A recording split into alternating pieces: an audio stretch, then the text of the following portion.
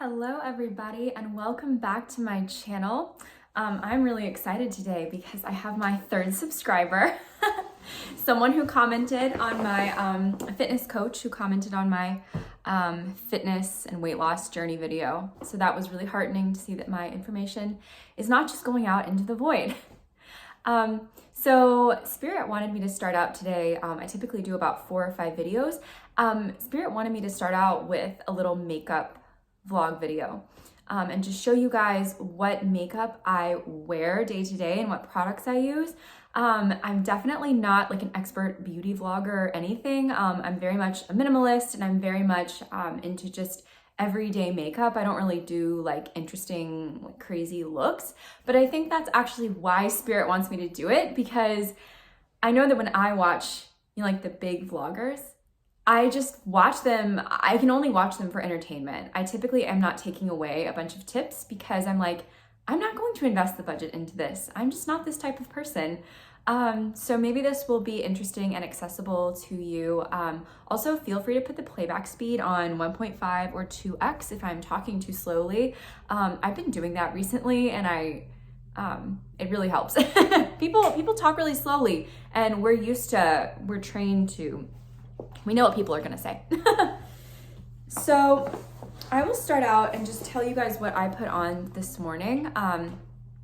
So let's start out with, I talked to you guys about this in another video, but I use the Trader Joe's Enrich moisturizing face lotion. This is a broad spectrum SPF 15. And as I've told you all, I am looking to get a higher SPF, like 30 or 45 or 46. I'm looking into the one by Dermatology, that's SPF 46. The brand is Dermatology, but without any of the vowels. So the Doctorly channel said that they're really good. Doctorly is these 2 dermatologists, and yeah, I just had a good feeling about that one. So it's a little expensive, so I'm gonna work. I have 2 of these I found. I forgot I had another one, so I'm gonna work through these first, and then we're gonna move forward. I think SPF 15 has 94% coverage of your UVB, and SPF 30 has 97%. So, even with SPF 15, you're doing pretty well. I wanted to go ahead and put that out there because I don't think people realize, like, it's kind of random because there's a 15% jump and it's only like a 3% difference in the coverage. So it's not very intuitive. I don't know why they do that. Because like when you get up to SPF 50, the difference is so minuscule. It's like, 1%. Worth saying. So a few months ago now, I've been on kind of like an elegance journey. I've been trying to kind of up my femininity, get my makeup looking better. I've always been like a feminine woman, but I just felt like I kind of eschewed designer products, fancier makeups. I just thought it was a little bit too much. And now I've realized that no, you can incorporate, if you think that it's actually worth it, it is worth it to kind of incorporate these things into your everyday. And don't just buy them for like brand name, but if they're actually working for you, then, sometimes the hype, there's hype for a reason. So I ended up getting my colors done at an Estee Lauder makeup counter near me, which was a really fun experience. I know that I law of attracted this lady into my life, this makeup lady. She is so fun. I will literally call her on the phone if there's something that I want. I'm kind of done buying stuff now, but she's so sweet. Anyway, so this is the Estee Lauder Double Wear Stay in Place Flawless Wear Concealer. This is just like a basic Estee Lauder concealer, but that's, I had an orange undertone in my skin, she told me. And you can apparently see your undertones and stuff if you look at your wrist. So she said that was the right one for me. It's the 1 in Light Neutral. You can see that. Oh, the glare in here is bad. 1 in Neutral. And this, y'all, so I have been using CoverGirl sticks for years, like just the CoverGirl 705 Fair stick. And it worked really well. but it's not really great for the eyes. It really like caked up, especially under here. And I obviously have like a big eye crease. So it would just like, it didn't look good. Excuse me, my nose itches.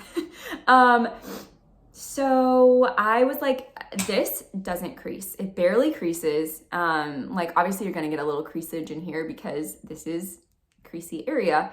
But when I put this on for the first time, I was like, I will do a commercial for Estee Lauder. These people are amazing. I got a foundation too, but I'm not going to talk about it because, well, A, I left it in the other room, but I don't really use it every day. But I wanted to say that so this is the Estee Lauder Double Wear, and this was created in the 80s, and it was apparently very revolutionary because it was created for the working woman to be able to go from work to drinks or a party at night, you know, whatever event, and have this last for, I think it's supposed to last for 19 hours. And it really does last, and I just feel so dewy and like glowy when I wear this. I can't believe I'm gushing over makeup right now, but I really love this. So I actually don't use this all the time. I have been saving this. I bought this concealer recently very impulsively. It was $5. It was e.l.f. Hydrating Camo Concealer, satin finish in Fair Warm. Doesn't really matter because you're gonna find your tone anyway, but I'm wearing this today. Let's see if you can see that. And it's a little bit like cakey on, like I feel like you can see, it like cakes up a little bit, but I'm not really like seeing a bunch of people all the time, like up close in person. So, cause I have like remote work right now. So I've been wearing this and it works really well. I just put on my, you know, this Trusty Guy first, and then I put this on. It's very like rich and thick, so I have to like really spread it out. Otherwise it would look not so good. When I first started wearing it, I would put it on really heavy and it would make me look like matte, like a matte finish, and I don't like that. So it is satin finish. So when I finally learned how to like put it on really light, it started working. So I have recently ended up changing by accident my mascara. I used to use like, oh God, you guys, like the CoverGirl, just the basic CoverGirl from the drugstore. No, I'm sorry, it's not CoverGirl, it's Maybelline Glam Black. And it's not inexpensive, but I've been using Maybelline's for years and it works well for me. But so when I got my colors done at Estee Lauder, you get a bunch of extra stuff, like the gifts that they give you. They make you feel really fancy because they're like, oh, you're getting all this free stuff. But really, it's just like, it's probably not that expensive for them, you know? They come out on top, but you feel fancy. But anyway, they gave you a free mascara. So this is the Sumptuous Extreme Lash Multiplying Volume Mascara, and it actually is lash multiplying. I have been wearing this and it builds out really well. So you just like, you know, flick the ends at the very end and it will build it out and make your eyelash look longer. I feel like it clumps a little bit, but I mean, it seems like all these mascaras clump. I haven't figured out how to kind of stop that, but I was really impressed. Like, this actually is great. I have also been using, I actually got this 3 years ago, but I don't really worry about makeup expiration. But this is a Sephora eyeshadow. I probably wouldn't buy this again, but it's the Glazed Donut Color 365, and it's just like these little basic, you know, eyeshadow palettes. And I just put this on with my finger and I get my brow bone going because look how much the highlight on my brow bone. I have kind of a prominent brow bone, so I just go ahead and highlight it. I also put it in my crease so that I feel like if you put something to cut, like a powder to absorb, it won't crease so much with my concealer. And I also started putting it underneath, like on my little eyelid down here, because this eyelid comes up. Not everybody's comes up, but mine does. So I feel like that kind of, I don't know. I think it's good because sometimes the black from the mascara will like come down onto this. And I feel like if there's already like a powder there, it's easier to kind of like get it off with a makeup wipe or like a piece of tissue or something in the middle of the day. If the black is like just on your skin, it kind of like isn't so good because you're kind of pulling at your skin. So there's another layer there to help remove it. Also, I should discuss, this is like a busted lipstick, but this is a Clinique 45 Matte Crimson Red lipstick. And if you want like a true red, this red has blue in it. And this is also great for my skin type, but I feel like this would be great for basically every skin type.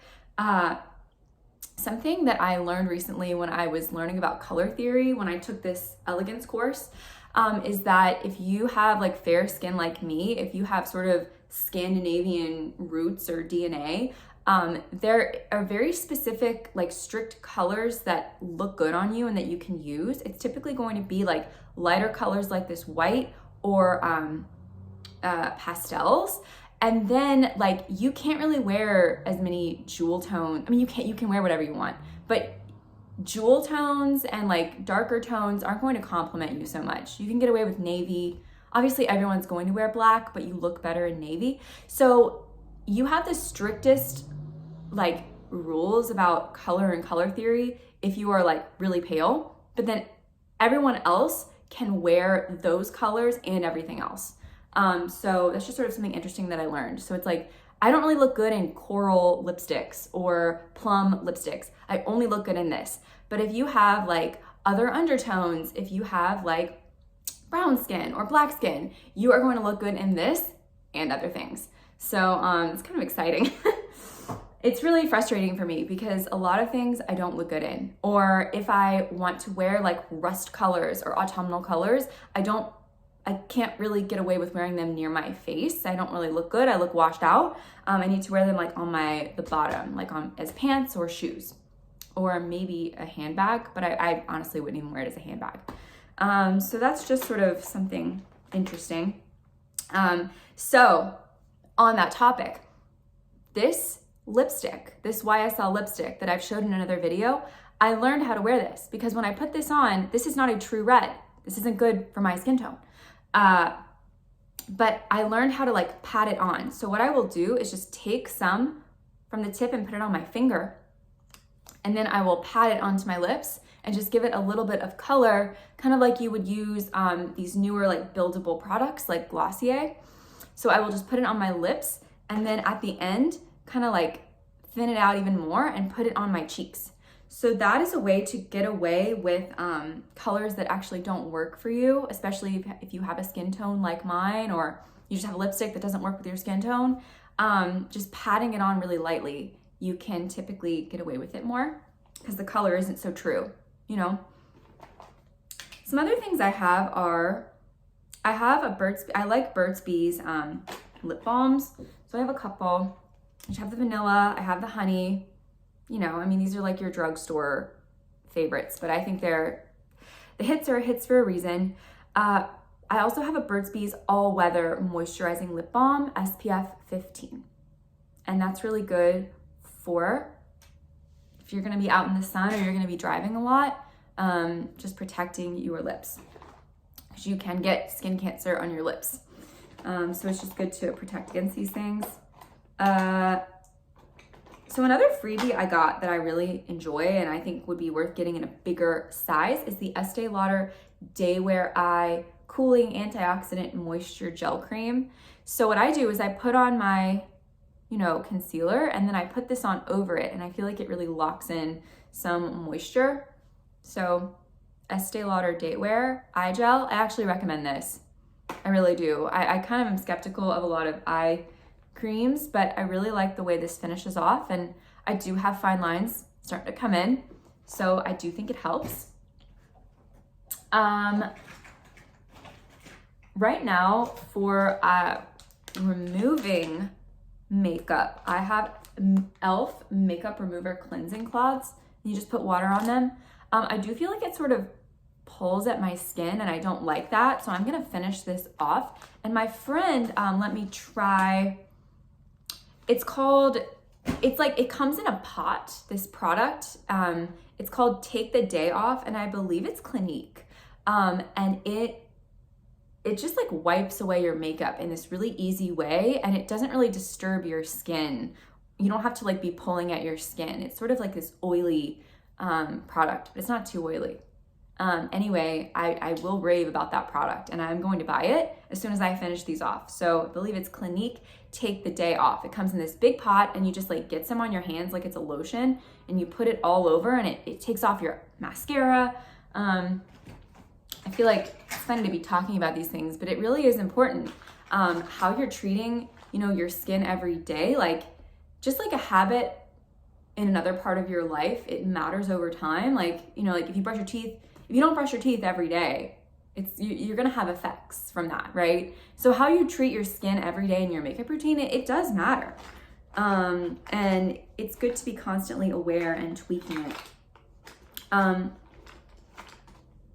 I think that's all I'm gonna discuss with you guys. I guess I'll also just talk about this lipstick again. I have this YSL lipstick. So I got all these YSL things free earlier this year, and I really like them. I didn't know I was gonna like Yves Saint Laurent, but I do. It's a very neutral lipstick. This doesn't say what it is. Rock and Shine Rouge. Well, anyway, here's the color. And it has like these little particles of sparkle in it, just little tiny shimmers, and it looks really good on the lips. I'll just put it on right now over what the other one I'm wearing, because that's more of like a matte color. It just gives you a little something, a little shine, and it looks really good as a blush as well. Oh, one more thing I wanted to say before I sign, two more things. I learned, so something that I also like to do is to put a little bit of lotion, or maybe you could do like a setting spray on your face after you're done with your makeup, because if you just, especially if you do use like a powder, I think that if you have any like texture in your skin, it becomes really apparent, or if your makeup is like caking at all. So what you can do is, something that I will do is I put this on at the beginning, right, of my routine. So at the end, I will maybe put a little bit more of this on, and I'll put it on my fingers like this, and then I will pat it on like this. And I learned this from makeup artists, working in the film industry and being near makeup artists. This is a great way to get things on your skin, especially at points where it's gonna shine more, like, you know, high points. It just really is gentle on the skin, and it's just like an easy way to get product on without smearing it on. Because if you just use these two strong fingers, you're just gonna be like, hot, you know? So this is like not disturbing the skin, and I think it's good. The last thing I wanna say, and I discussed this in another video, this Paula's Choice Weightless Body Treatment 2% BHA with salicylic acid and antioxidants. I had watched YouTube video reviews of this, and that's why I bought it. It was about $25, and I probably used half of it in a couple of months. But this gets rid of any texturing that you have on your skin that you don't want there, like any rough patches that lotion just isn't fixing. It literally, I think it turns up the cell turnover of your skin. And I actually was just using it on other parts of the body, but I started using it on I have some rough patches here because I have keratosis pilaris, and it's really fixing it. And I just started, the reason I'm bringing it up now is that I started to use it. I had some rough patches like right here, just little bumps. I didn't know what they were because they weren't exactly acne. And this area of my face has always had like some just texturing, like I'll just notice some flakiness sometimes. And this, I just started really using this a couple of days ago on these two parts of my face. I don't like to use it on my whole face because it was just giving me a little bit of irritation, and it says on the product, like, stop using it. I mean, you know, every product says that. So, and I don't need it on my cheeks anyway. Every once in a while, I will put it on my forehead because I feel like my forehead sometimes does get like a little bit of acne up here too. I might start using it. So this is a product to use very sparingly, but it really is a great product to have in your arsenal if you suffer with like just texturing, and your makeup will look so much smoother over time if you use this. And it says on here, always follow with a sunscreen. So Make sure you wear your sunscreen, guys. That's your biggest anti-aging weapon. All right, this is a long video. I hope you guys enjoyed this, and I will see you guys in another video. Bye.